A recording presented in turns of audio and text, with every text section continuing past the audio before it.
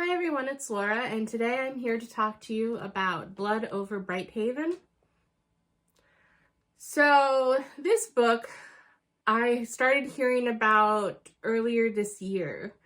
I honestly can't remember who I first heard it from, what video, but I will list some of the creators I can remember, but this is likely not a complete list of everyone I've heard this from. Most recently, I believe it was Emily Fox who told me about the release date for it, because this book, when I first started hearing about it, it intrigued me, and so I went online to look for it, and it wasn't available. And it turns out it had been picked up for traditional publishing and was released October 29th this year. And so I couldn't buy one of the original copies, even on eBay, and I couldn't really find any copies or anything, so I just had to wait. But a lot of people were saying how this was such a great fantasy book. And I'd heard this author from The Sword of Kaigen, which had been on my list of books that I should read. I don't currently own, but books that were good and recommended for fantasy readers. And I was aware of this author, and a lot of people said that this was a really good book. So I was eager to pick it up, and I have lots of thoughts. For the first time in a long time, I actually wrote notes while reading this book because there's so much I wanted to cover. So please excuse me if I ramble a bit. Please avail yourself of the settings to speed me up to get through this video. There's a lot of information that I feel is important to cover about this book, and it wasn't exactly what I was expecting it to be. It was very good. I do not regret reading it at all, but it was not what I expected. So I should probably start with just an overview of what this book is about. So unfortunately, I'm not quite sure how to pronounce the main character's first name. So this is her first name, and I'm going to be pronouncing it as Siona. So I'm not sure if that's how it's really pronounced. So please forgive me if that's incorrect. But she is living in a city of Tehran, and she has dedicated her life to the study of magic. And they never give a definite age, but I'm guessing she's around early 30s. Because at one point it mentions getting interested in magic around the age of 12, and then she's been studying it for like over 20 years. She's basically taken as many steps as possible in that field. And she is going up for the exam of a high mage, which is not really normally possible or a position available to females in this city. So this is where it gets complicated, because I wasn't expecting all of the nuances of the culture in this society that she's in, because it is very misogynistic and racist. So basically, there are different levels of magical study, and the level that you reach is denoted by the color of robes you wear.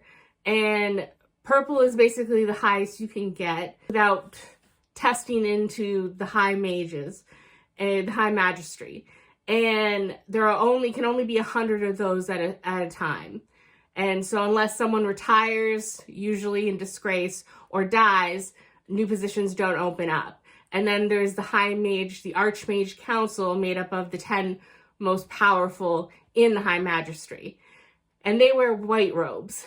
And so Siona has gotten to the purple robe level, but normally they only test women once every 10 years at most, because they deem the female too emotionally and psychologically weak for the demands of such an important position. And so they do it normally more as a token. So the fact that she knew she was testing, her very first chapter in this book for the test, and it's her going in knowing that she cannot fail. She has to be the best that she's ever been, because she could set back women even further. But even if she does her very best, she doesn't believe that she will pass just because of how the society is set up. And because it's such a patriarchal society, if she doesn't pass the test, she either has to relegate herself to becoming a teacher to young children. She can teach magic to young children, or become a housewife and have kids. And she can continue magic research, but any magical research or innovation she does in the future will then go in the history books under her husband's name. And she can't stand that. So she ends up passing miraculously and becomes a member of High Magistry. And so she gets the white robes, and she is thrilled because now she doesn't have to relegate herself to one of the other two possibilities, the teacher or a wife, neither of which she could see herself ever fulfilling either of those roles. So she's eager because in this world, the city is founded kind of as a haven that was created by 5 founding mages, given the information that they received from God. And their tenets of God are the pursuit of truth and knowledge.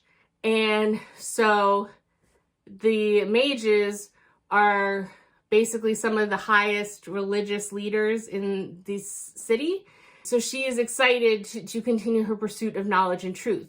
And she had kind of the false hope that by passing that test and making it into the High Magistry, that she would be surrounded by other people just curious about pursuing truth and knowledge and be able to overlook her sex. And that's not what happens. They're just as misogynistic as any other man in this society. And she is basically accused of sleeping her way into the position or being kind of a political plant by trying to pacify some of the more pro-women factions of the city council. And so she's upset by that. And then normally when you become a new high mage, you're referred to as a high mage, your last name, and you're given an assistant, and depending on how good your research is, more than one assistant.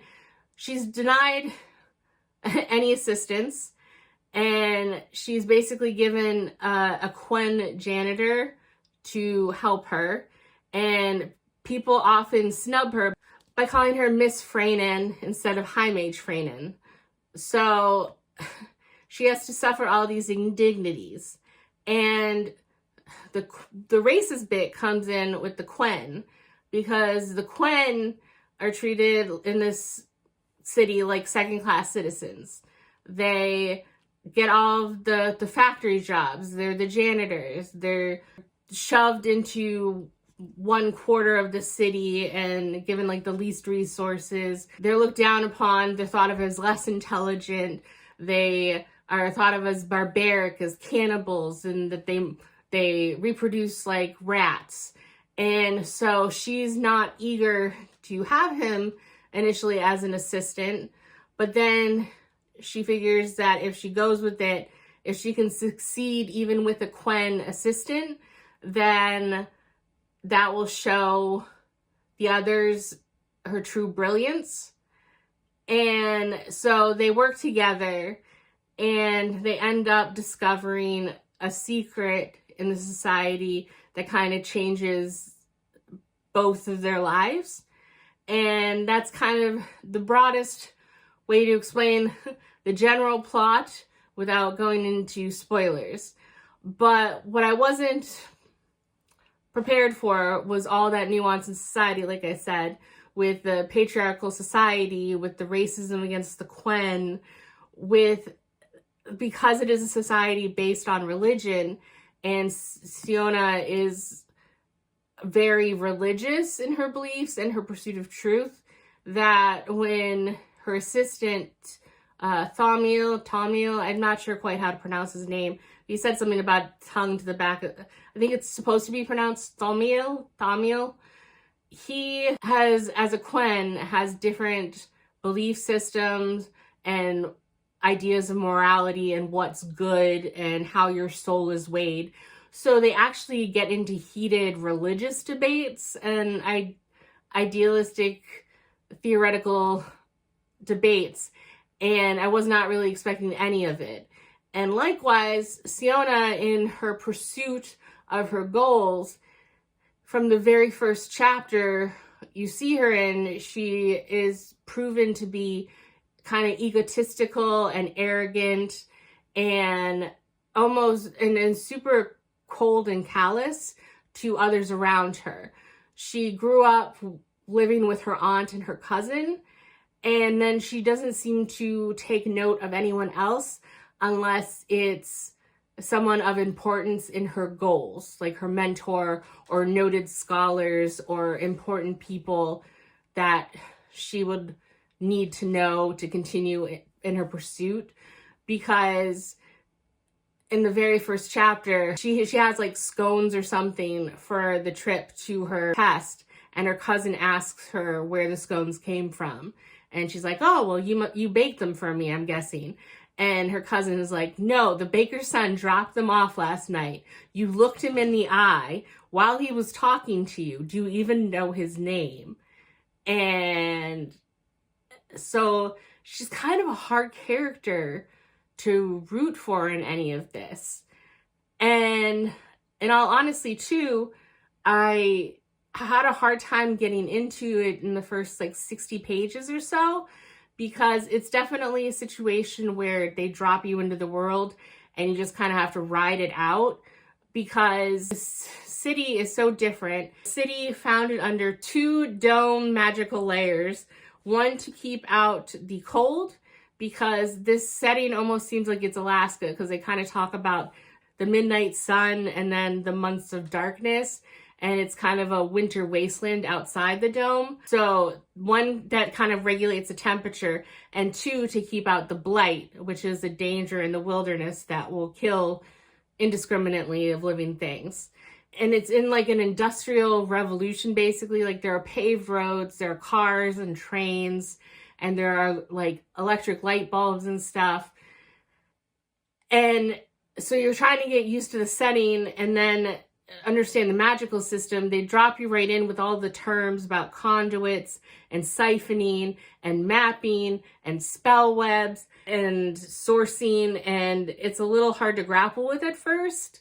But after I got over that initial hump, I was all in. And I unfortunately chose to start this book on a Thursday evening after working overtime at my day job. And then the next thing I know, I looked up and it was 4 a.m. and I had to go to sleep because I had work the next day. And unfortunately that messed up my Friday, and I fell asleep almost immediately after working that day. So I had to wait and finish it until Saturday. And then I basically sat on it all of yesterday, just ruminating on everything that I read. And the magic system also isn't really easy to understand. Like on this cover, this is a spellograph, which is what they use in their magic. And the best analogy I could get, or I could come up with for how magic works in this, is it's not like Harry Potter or anything where you either inherently have magic or not. It seems more like Full Metal Alchemist, where if you study enough, you have the tools and the ability to use magic. And in this fact, they use a spellograph to do these spells. And I mean, they even give you kind of a diagram of what a spellograph looks like when they're talking about things. Not that it really helped me visualize, and I'm normally pretty good at visualizing stuff. But it comes out that in like the past, this is a more recent advancement in technology, and that somehow they were able to use magic before the spellograph. And in like times of war, people can use conduits as like personal tools to wield magic faster. And the best I could kind of come up with it was like the Full Metal Alchemist, where like, you know, if you have the tools with alchemical circles on them, like Roy Mustang with his like gloves, or Armstrong with his gauntlets with the circles, like you could do stuff. So people have staffs that were able to do certain tasks, and somehow they were like imbued with that. And I'm not really sure on the specifics. So it was a hard magic system for me to kind of grasp. And ultimately, it didn't take away anything from the story, but it did take a while for me floundering around to figure out what exactly was going on with the magic system and everything, because like I said, you're just kind of plopped right into the story. And there's also the debate that she has when she goes in and she sees other applicants testing.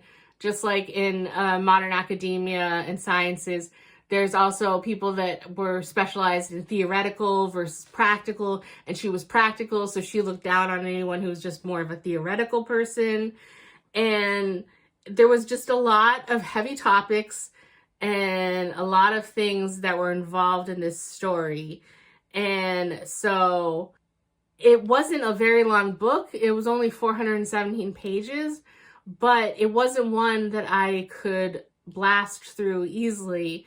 I had to basically kind of absorb what I was reading a lot of the time, because it was kind of almost dense in certain aspects, because I really had to pause what I was reading, picture, and try and understand what was going on. And I did start to like Siona more as the story went on. But there are moments where her blatant racism that she was programmed and grew up with do rear their ugly head, and her naivete on how the society works and how the Quen are really treated and her part in that. And it's a very heavy book. And there are other fantasy books that I was hoping to read before the end of the year, and I still think I will. But I'm definitely having to, after reading this book, read a few lighthearted, maybe romances or something, to kind of cleanse my palate, because this is definitely a book I'm going to be thinking about a long time after this. And it's not a perfect read for me. I think I'm going to give it a 4.5, just because it was, that initial period, it was hard to get into for me, and then kind of hard to figure out some of the different aspects. And mostly, I can't foresee myself being eager to like, I would like to think that 5-star books are something that I'd be eager to reread all the time. And I can foresee myself rereading this, but only when I'm in a certain mood, because it is such a heavy book and it discusses such important topics. So a 4.5, I do recommend it, but hopefully if you go in, I've given you enough information so that you can make your own decision if this is the type of book for you, because I did kind of go in quite blind and just think it was about a girl who was studying to become a high mage and kind of like break into the male-only sphere, and not really know how deep it would go into all these other topics. And maybe part of it was more difficult for me because I am a woman, and like at certain points in here, she has a perfectly reasonable reaction to something someone says or does. And, you know, someone makes a snide comment like, is it that time of the month? And instant rage fills me. And I know it's a good thing and it's good writing if that it can elicit such emotion in a reader. But as any woman who has had something like that said to her, it just boiled my blood at certain points. The indignities that she had to go through and the comments that were made against her. So it's not something that I could see myself eagerly picking up for a reread just for a good old time. But it was a very magnificent book and well written. And now I'm even more eager to read The Sword of Kaigen and see what else this author has written, because I've gotten so used to so many series that having such a concise standalone fantasy book that was so well done is very impressive to me. So 4.5, I think I got everything out that I needed to say. Hey, quick aside from editing Laura here. I just realized I forgot to mention that the audiobook is also available on Everin starting November 19th. So obviously I finished the physical book before the audiobook comes out, so I don't have any thoughts on that, but just thought that's something that's worth saying. So anyone who wants to take that route without the physical book, that's going to be an option very soon for you. So that's it. Back to the video. And with that, I will see you in the next video. Bye.